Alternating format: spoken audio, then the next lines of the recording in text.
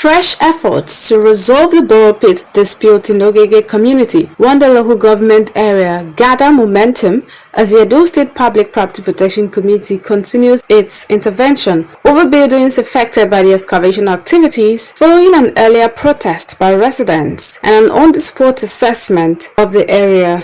Because no governor will like make crisis in state.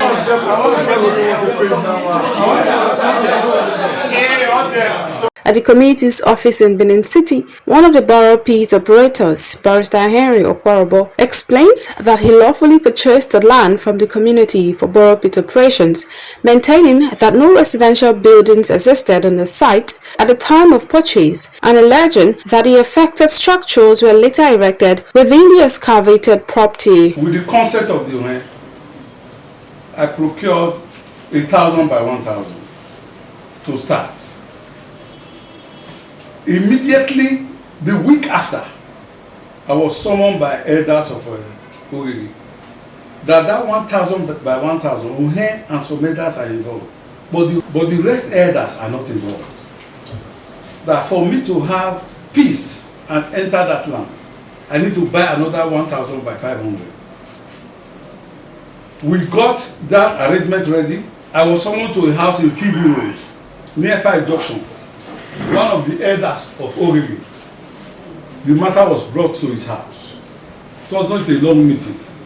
I brought the money and they shared it and consented to another 1,000 by 500. I have not moved into Ogheghe. Eventually, this is with all the elders. Now, they were not happy because they told me that they were giving peanuts. From the first one. From the first one. But this one, the elders are okay. The day I went to start my pit, it was like a festival. I gathered the whole community. The women and the youth. It's not in the agreement. I settled them separately. Some community members also acknowledge that the land was sold to the operator for excavation. The first one we gave out to Honorable was 1,000 by 1,000. Later on, we gave him 500 by 1,000. That is the area we give to him. At that time, we transferred a deal of 1,000 by 1,000 to us. I was among the member, which is the bush inspector that went there at that 1,030 to go and take how many dimensions. That man acquired that place, it belongs to him. That is it.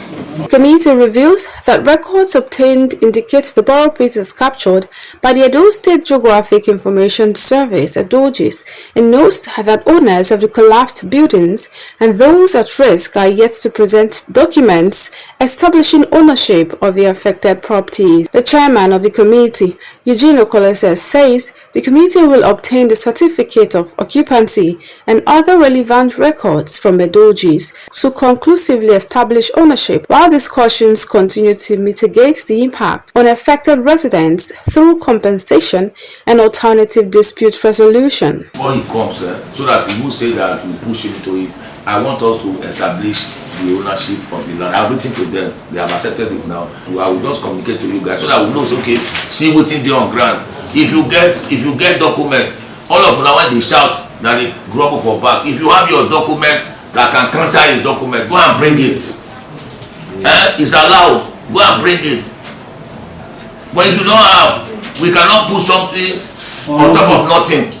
The committee also approves an agreement reached with another borrow pit operator at the site, identified as Oil End, to relocate 2 buildings affected by excavation activities as part of ongoing measures to safeguard lives, protect property, and ensure an amicable resolution of the dispute. The company shall complete the allocation and hand over possession of the respective plots within 1 week from the date of execution of this agreement. The committee says investigations and engagements with all parties will continue until every outstanding issue is resolved in line with the law and in the interest of both the affected residents and legitimate operators. From Benin City, I am Brenda Izu, reporting for Ogheghe FM News.